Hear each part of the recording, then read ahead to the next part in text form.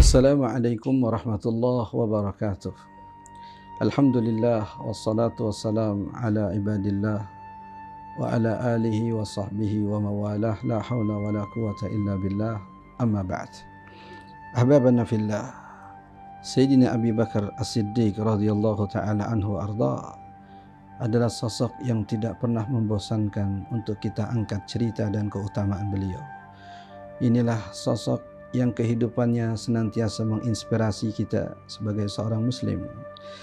Ada hadis yang diriwayatkan oleh Sayyidina Abi Darda radhiyallahu ta'ala anhu arda tentang apa yang terjadi dengan Sayyidina Abu Bakar radhiyallahu ta'ala anhu bersama dengan Sayyidina Umar.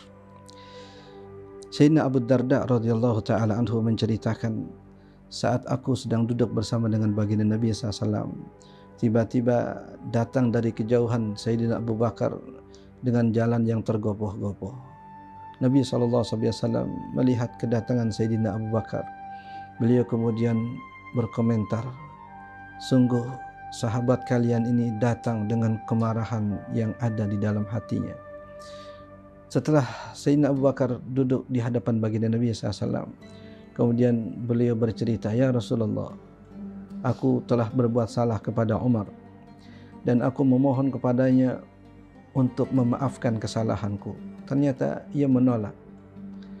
Sayyidina Umar radhiyallahu ta'ala anhu di waktu yang sama, ketika ia pertama kali menolak permohonan maaf Sayyidina Abu Bakar, kemudian ia kembali ke rumahnya, ia merasa menyesal. Kemudian datang ke rumah Sayyidina Abu Bakar radhiyallahu ta'ala anhu untuk meminta maaf kepadanya. Ternyata Sayyidina Abu Bakar sedang tidak ada di rumah. Maka yakinlah Sayyidina Umar bahwasanya Abu Bakar pasti sedang bersama dengan baginda Nabi SAW. Maka ia pun bergegas mendatangi rumah baginda Nabi SAW. Yang ketika itu Sayyidina Abu Bakar sudah ada di hadapan baginda Nabi. Terlihat wajah yang begitu marah dari wajah baginda Nabi SAW, sampai Sayyidina Abu Bakar kemudian berlutut di hadapan beliau seraya berkata, wallahi ya Rasulullah, inni kuntu azlam. Wahai Tuhan Rasul, akulah yang salah, aku yang salah. Sayyidina Umar radhiyallahu ta'ala ketika itu sudah sampai ke majelis, menyaksikan apa yang dikatakan oleh Sayyidina Abu Bakar. Kemudian Rasulullah SAW berkata kepada para sahabat, termasuk di dalamnya Sayyidina Umar radhiyallahu ta'ala. Beliau kemudian mengatakan, innallaha ba'atsani ilaikum faqultum kadzabta wa saddaqa Abu Bakar.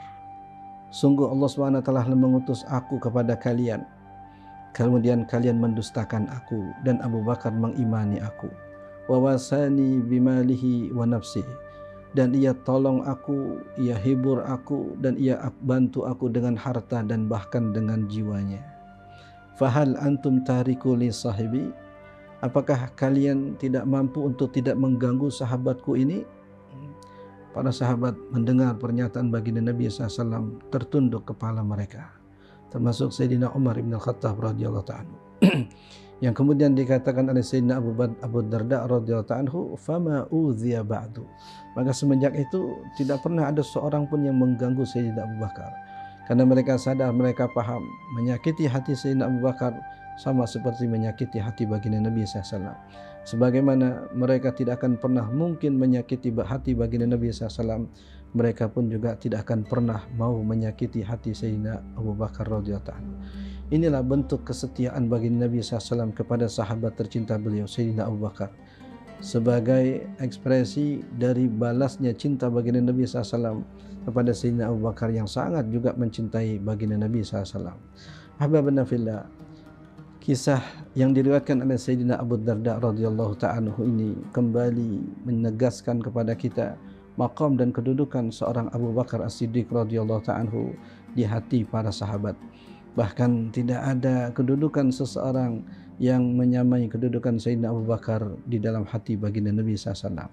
Dan itu tidak didapat oleh Abu Bakar dengan banyak ibadah, tapi dengan cinta yang ada di dalam hati dan dada beliau, yang kemudian berbalas dengan cinta baginda Nabi SAW.